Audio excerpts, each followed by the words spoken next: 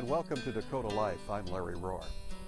Whether you get a chance to visit our national parks for a day, a weekend, or even longer, it never seems like enough time. Have you ever thought about the people that are there all of the time? You know, the Park Service employees. Well, today we're going to let you meet Paige and Gerard Baker. They grew up on the Fort Berthold Indian Reservation in North Dakota. And even though they traveled all around the country, they've made their home in South Dakota, and they're in charge of South Dakota's two most visited national parks. They are two of South Dakota's most recognizable landscapes, Mount Rushmore National Memorial and Badlands National Park. Today, the two parks have a connection that goes beyond their national parks designation. The park superintendents are brothers. Gerard Baker at Mount Rushmore and Paige Baker at the Badlands. The Baker brothers have more than just their job titles in common. They share certain philosophies, including a passion for education and love of the National Park Service. I want people to leave here with more questions than answers. I enjoy talking to people that are just finding out how their day is. And when people come to parks, they don't want to come to have a bad day. They're coming here to experience this place. My hope is that when a person comes here, that they leave with more questions than they do answers. The story of how the Baker brothers came to hold these superintendent positions begins on the Fort Berthold Indian Reservation in North Dakota. My father's Mandan, my mother's Hidatsa, and grew up in the family of four. Having grown up on Fort Berthold, we had a lot of influence, obviously, from family and parents. And my father spoke fluent Mandan, my mother spoke fluent Hidatsa. Historically and traditionally, our people, the Mandan Hidatsa, have lived along the river forever, since time immemorial, as they say. And the reason I bring that up is because we were the hub of the trading network, which means that we had to have the social interaction with other tribes, first of all, then with the Hudson Bay Company, then with the American Fur Company. And what I'm getting to is that we've always been good hosts. We've always been very sincere people also. Both Gerard and Paige sought out higher education, Gerard feeling an affinity for the Park Service right away. It was a long journey. I started my permanent career as far as getting out of college and actually my first permanent job at Knife from Indian Villages in the 1970s. Actually, my comp date officially is 1977, but I graduated from 79 and I started that summer at Knife from Indian Villages, which was our ancestral home. Paige went on to complete both a master's and a PhD. My undergraduate degree is in social work at University of Mary, and also did some teaching, student teaching. And Penn State, it's in education administration, both a master's and PhD. Was also accepted at Harvard, but for a number of reasons couldn't afford to go to Harvard. So finished at Penn State. I went to Penn State and finished there. Meanwhile, Gerard was working his way up the national park system, landing his first superintendent position at Little Bighorn Battlefield.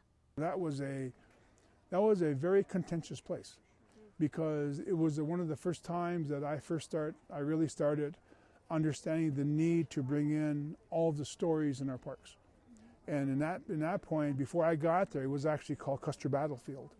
And with the enabling legislation that Congress put forth in that particular park, that allowed us to pretty much only talk about George Custer and the 7th Cav, and how they got defeated there, but we hardly mentioned the Indian people.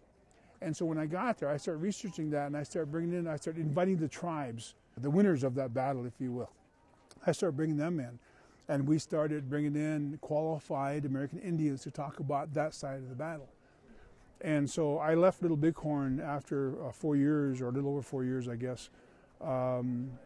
We made a lot of differences there. And the reason I know I made a difference is that when I left, I had 7 confirmed death threats in my life and my family's life from these people.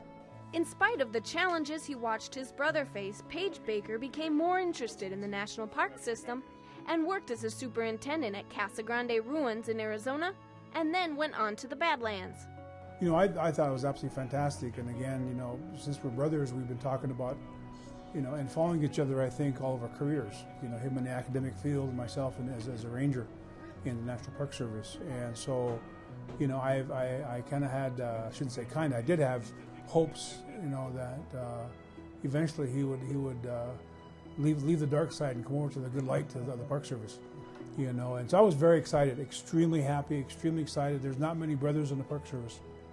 After working at Little Bighorn, Gerard went on to work in Oklahoma and then was asked to help organize the National Lewis and Clark Bicentennial Project. I organized it, got everybody together, got the equipment all ready to go, and then had a wee bit of a heart problem. I had 5 bypasses, and so that kind of slowed me down a little bit. And so I decided to take a relatively quieter job. Gerard was offered a job as a congressional liaison, but soon another job offer came in that could thrust Gerard back into yet another controversial position. When I got offered the job, first of all, at Lewis and Clark from D.C., I got offered the job. It took me less than 2 seconds to say, yes, I want that. It took me 4 days to take this job here. And the reason is because I am the first American Indian to be in charge of Mount Rushmore. And Mount Rushmore has been known as a controversial place ever since the removal of the Indians, of the Lakotas, Nakotas, and Dakos in the Black Hills, the forced removal, and the breaking of the Fort Laramie Treaty. So what I did is I started asking around, and I started asking all the various tribal elders that I knew from Little Bighorn. Again, a lot of folks from the state of South Dakota, Lakota, Nakota, Dakota, my own tribes, other people I met throughout the states in my career, and I would ask them, what do you think? What should I do? Should I be the first American Indian to be in charge of Mount Rushmore? Because that's an issue, good or bad, it's an issue. And what I expected to get was, by all means, don't do it. You'll be a traitor, you'll be an apple, you know, all that kind of business. But I got the opposite, and it was it was a very big confidence builder, because what I started getting from the elders, especially, is by all means go to Mount Rushmore. By all means, be the boss there. What a better way to start the healing process that we need to have in this country between our two cultures. Gerard took the job at Mount Rushmore National Memorial and soon found his brother working nearby at Badlands National Park. I wished for all my life was a Sea Scan uniform with a flat hat on. And when I saw that, it was really good to see. Really good to see. You know, some of the other things too that we're working on together is he brings speakers into the parks, to the park here, and we're also bringing in books and authors that expand the parameters of the understanding for why we're doing what we're doing in the parks. So in that capacity, we brought in some new authors and books to Badlands that expand how people understand the history of this particular location, as well as the history of the United States. After a lifetime of crisscrossing around the country, the Baker brothers found themselves right in each other's backyards. He is my best friend. He's my brother. He's been in the Park Service for about 30 years. I've been in for 6 years. And he has a myriad of experience in one organization. And that's okay. I'm saying I'm joking, but we have a lot of, we discuss many things almost daily about the park and about different issues. One of the real interesting gems also of this part of the country that he and I are working on is giving voice to the Native American perspective in parks, in Badlands and in Rushmore. We do talk a lot about that as far as, you know, me not necessarily getting him out of trouble all the time, but making sure that we both stay out of trouble. And even with that, I think the way we make changes, I believe, in a way, is to challenge not necessarily laws or policies, but challenge how we do business in the long run. So one thing that I've learned from Paige, and it's been a hard learning for me, because I consider myself an old timer in the Park Service with the old beliefs. As far as brotherly competition goes, there may be a little teasing. No, we both understand that the best park is Mount Rushmore. You know, we both understand that already. So there's no competition. We've also renamed it Badlands West, Yeah, so right. it's just another minor thing. But The thread that has weaved its way all throughout the careers of the Baker brothers is education. Maybe the children, the young people they're watching this, can look at Paige and I. Not that we're not anything special.